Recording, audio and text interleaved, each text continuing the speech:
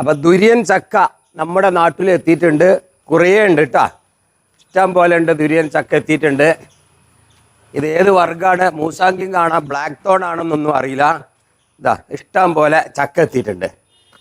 അപ്പോൾ മലേഷ്യയിലും തായ്ലൻഡിലും ചൈനയിലും കണ്ടുവരുന്ന ഈ ദുര്യൻ ചക്ക അവിടെയൊക്കെ ഒരു കിലോക്ക് ഭയങ്കര പ്രൈസാണ്. 50 റിങ്കറ്റ് 100 റിങ്കറ്റ് എന്ന് വെച്ചാൽ 2000 റുപ്യ 3000 റുപ്യ പെർ കിലോക്ക് ഇങ്ങനെ കൊടുക്കണം എന്നതിന് ഇവിടെ വെറും 200 300 ഒക്കെ ഉള്ളത്ര ഇതിൻ്റെയൊക്കെ പ്രൈസ് വരുന്നത്.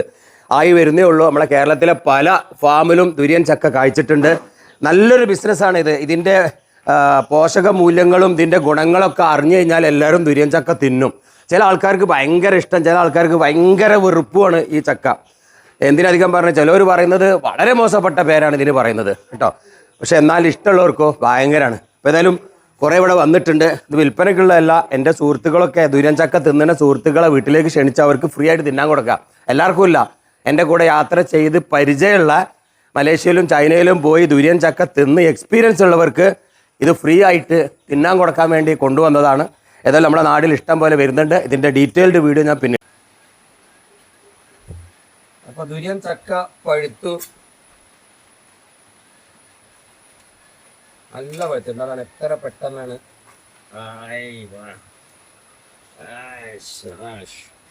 നല്ല മഞ്ഞ നിറണ്ട്. ഇത് വരുമ്പോൾ ആയിട്ട് തന്നെ ഇതാണ്ട് തിന്നാൻ തീരുമാനിച്ചു.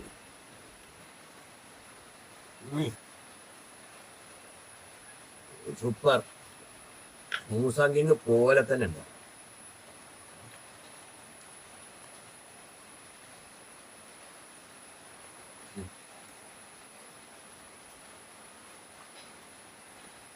അപ്പൊ നമ്മുടെ നാടുകളിൽ ഇന്ന് സുലഭമായി വളരുമെന്ന് മനസ്സിലായി. ഇതിന്റെ കൃഷിയും തോട്ടങ്ങളൊക്കെ തുടങ്ങിയിട്ടുണ്ട്. ഇതിന്റെ മൂല്യത്തെക്കുറിച്ച്, ഇതിന്റെ പോഷക മൂല്യത്തെക്കുറിച്ച്, ഗുണങ്ങളെക്കുറിച്ച് അറിഞ്ഞാൽ ദുര്യൻ ചക്ക ആരും കൈവിടൂല. ഇന്തോനേഷ്യ, മലേഷ്യ, തായ്ലൻഡ്, ചൈന എന്നീ രാജ്യങ്ങളിൽ സുലഭമായി കായ്ക്കുന്നത് നമ്മുടെ കൊച്ചു കേരളത്തിൽ പലയിടത്തും കായ്ച്ചിട്ടുണ്ട് കേട്ടോ. ഇപ്പൊ വെറും 200 300 റുപ്യക്ക് ഓരോ കിലോ കൊടുക്കുന്നത്. ഇത്തിരി കഴിഞ്ഞാൽ ഇതിന്റെ പ്രൈസൊക്കെ കൂടും. ഇതിന്റെ ഗുണം അറിഞ്ഞിട്ടില്ല. വിദേശത്ത് ഇത് ഭയങ്കര വിലയാണ്. ഇതുകൊണ്ടുള്ള കോഫി, ഇതുകൊണ്ടുള്ള ജ്യൂസ്, ഇതുകൊണ്ടുള്ള ഐസ്ക്രീം, ഇതുകൊണ്ട് ഒരുപാട് മിഠായികൾ എന്തെല്ലാം ഇന്ന് വിദേശ രാജ്യത്തുണ്ട്.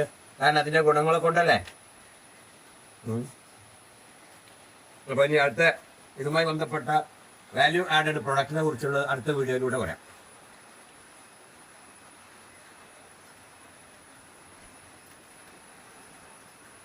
ഗുരുണ്ട വളരെ ചെറുത്, എന്നാൽ തുള വലുതും ഗുരു ചെറുതും.